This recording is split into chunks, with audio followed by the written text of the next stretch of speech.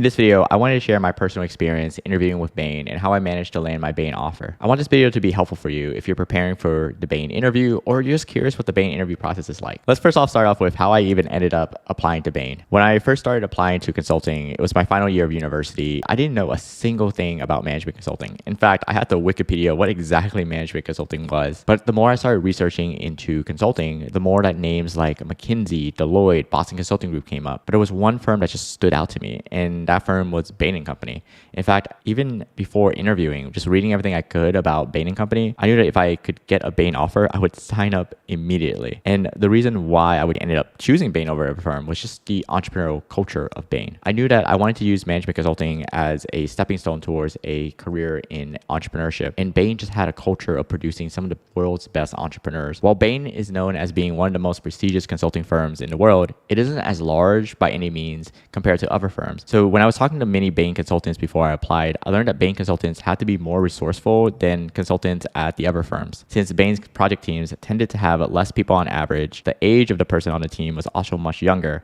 and overall, Bain just had less support staff. And if I wanted to run my own company one day, I would have to do all the same, which is be resourceful, start with a leaner team, and be willing to get my hands dirty. So this meant that not only would Bain give me a chance to become a management consultant, but it would also give me a glimpse into what entrepreneurship can be like and just give me a place for me to build my entrepreneurial mindset and my entrepreneurial skill sets as well. So it became for me a no-brainer that if I was able to get a Bain offer, I would choose it, even if it meant letting go of larger opportunities at more prestigious firms like McKinsey or Boston Consulting Group. But before I could accept the job at Bain, I needed to get the job offer. My journey to getting the job at Bain starts the same as yours, which was the decision to apply.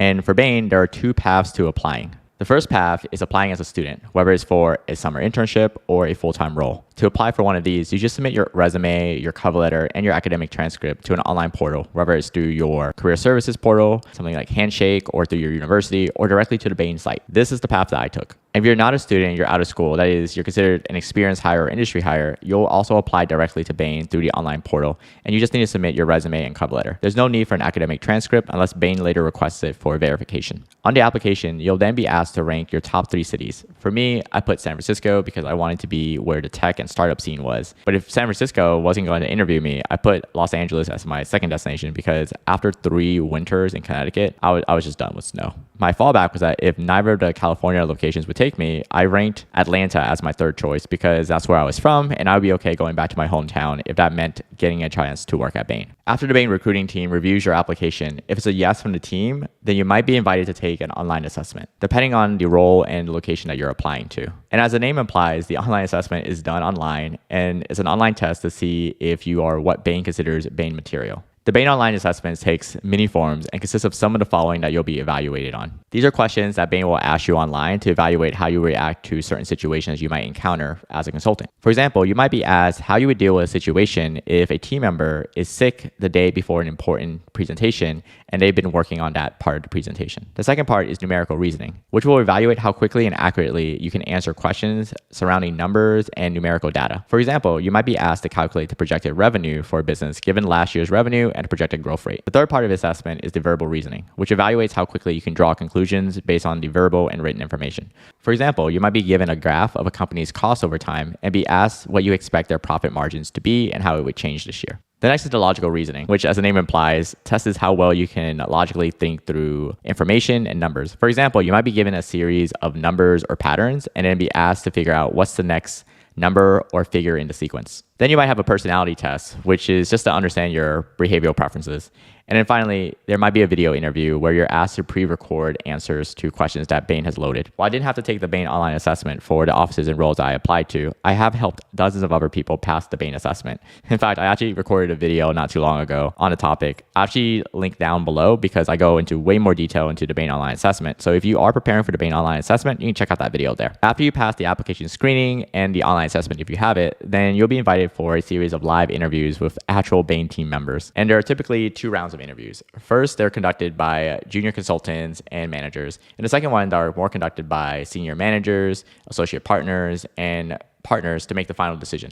Both your first and second round interviews will consist of case interview questions as well as fit interview questions. The case interviews at Bain are typically interviewee-led and often last between 30 and 45 minutes, while the fit interview or behavioral interview is shorter at around 10 to 15 minutes. If the term case interview, interviewee-led format, or even fit interview are new to you, I actually have other videos where I go deep into details on those, so I'll link to those in the description as well. I just want to make sure that you knew what to expect in your Bain interview. For my experiences, during the first round, I was actually interviewed by 2 Bain consultants. Each one gave me a case interview question and gave me 2 questions for the fit each. During the first interview, my interviewer asked me to help a fictional client who was in the clothing space decide if they should enter the men's fitness clothing space. This is what's called a market entry case. For the fit interview, I was asked, why did I want to become a consultant and why did I choose to apply to Bain? For my second interview of the first round, the interviewer asked me how many frozen yogurts I think were sold at one of the most popular chains in the city. This was a market sizing case question. After the case interview, I was asked 2 fit interview questions where I had to share about a time I had failed and one time where I had to lead a team, but I didn't have a formal leadership title. After my interviews, I actually thought that I failed because neither of my interviewers smiled or gave me any hints or clues to whether I did well. I just felt like there was no positive enforcement. It just felt like I came in, I came out and just said thanks. And I remember my interviews actually ended up being the same day as my birthday. So when I went to dinner, I remember walking in there to my birthday dinner and just thinking to myself, okay, look, my friends are here for my birthday dinner. My roommate put this together. I should smile and be happy. But I remember it was hard for me to think, I just came from an interview 2 hours ago. I didn't think I did well. But it was good to be able to celebrate with my friends on my birthday. So they definitely lifted me up. But 2 days later, I actually got an email that I was invited to interview for final rounds, and I actually passed my first round interviews.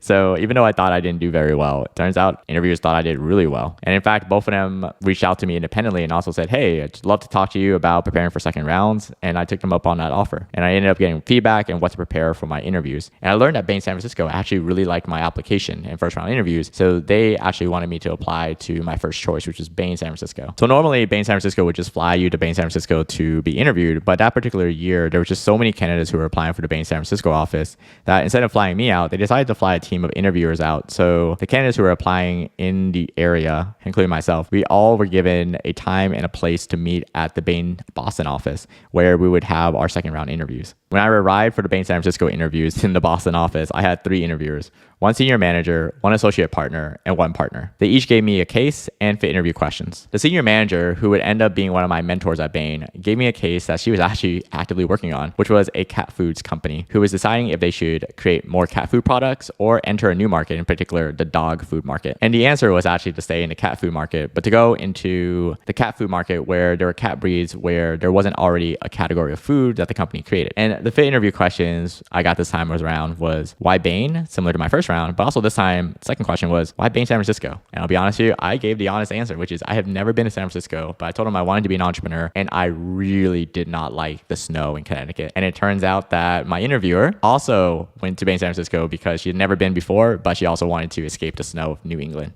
So we definitely bonded over that. Joked about that when I finally started at Bain and she became one of my mentors. The second interviewer I had was an associate partner. And he gave me a case about a nonprofit that he was on the board of. And he wanted to know how the board could raise more money for the nonprofit. And the answer actually was they have an annual event at the gala. And we wanted to reduce the number of tickets, but to increase the price of the annual gala because we realized that, people were willing to pay more and we can lower the number of tickets, which actually would increase the value of the tickets. So that was an interesting case. And the fit interview question I got was around my leadership experience and to tell the interviewer about a time where I had to disagree with someone who was more experienced than I was. And I had to convince them to my way of thinking. And the final interview I had was with a partner who gave me a case where a telecom company wanted to figure out where they should place more cell towers. So I had to do the math to figure out the radius of the coverage and to know where their target population was. I'll be honest, that was the toughest case interview I got throughout the whole entire interview process. But typically that's what you can expect from a second round interview, is a lot less structured. After the case, he followed up with the fit interview and he actually said, hey, I looked at your resume and I saw that you did magic. And I was a member of the Magic Society at my campus, so I did do magic tricks.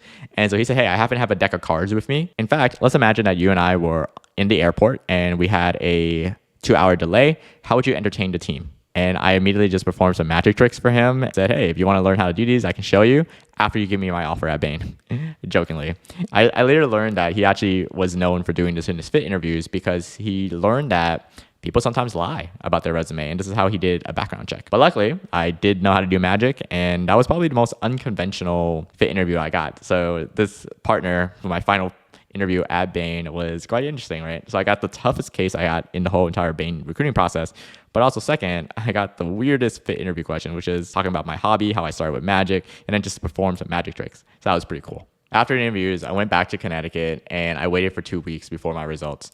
So I was actually pretty nervous. I was waiting for my results because a lot of my friends who were interviewing at Bain across different offices had already heard back. In fact, the ones who got offers heard back and the ones who were getting rejected heard back. And there was even a pre-Bain welcome dinner that I missed out because I didn't know if I was rejected or I should go there. And so a bunch of my friends were like, hey, Davis, hey, we didn't see you at the Bain welcome dinner. Did you get an offer or something? And I didn't know what the answer was. So eventually though, I would get a call from the senior manager who would end up being one of my mentors at Bain, my first mentor actually. And she apologized. She said that she was busy with a project. So my call was coming in a little bit late, but she did say I was going to get an offer. I remember being in my dorm on my laptop, working on an essay that I had for my English class. And then immediately I saw the phone ID on my phone that said, immediately my heart just raced and I picked up the phone and it turned out it was the senior manager who had interviewed me during the final round. And she said, we'd like to offer you a place at Bain. And I immediately said, no, are you serious?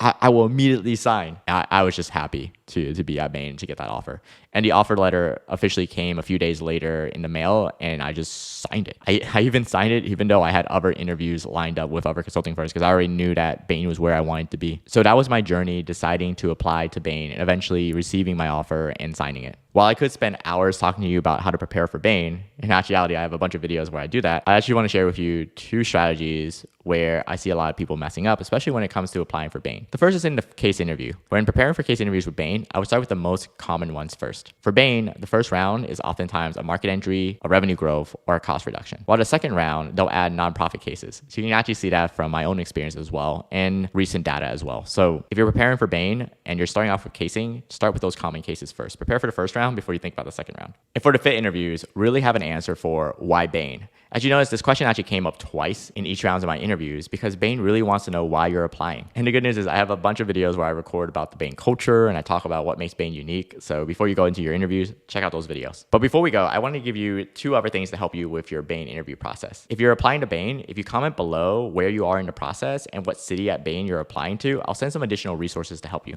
So for example, if you're interviewing with Bain New York City, if you put interviewing with Bain NYC, I'll go ahead and just give you some resources to help you with the Bain New York City office interviews. And second, if you're 100% serious about wanting to work at Bain or another top management consulting firm, I'd love to help you. My team and I, we're all former recruiters, interviewers, and consultants at firms like Bain. And all we do is we help people land jobs in management consulting. In fact, over the years, we've helped over 800 people start their careers in management consulting. And I want to do the same thing for you. Today, we have a 90% success rate. That is 9 out of 10 applicants who work with us land at least 1 consulting offer. And you can click the link below to book a call with my team to find out more. Booking this call could put you 1 step closer to landing your offer at a top management consulting firm. But you don't take my word for it. You can actually hear from James, who landed his dream job at Bain despite his low GPA. I'll link to his video above my head, and I'll see you in the next video.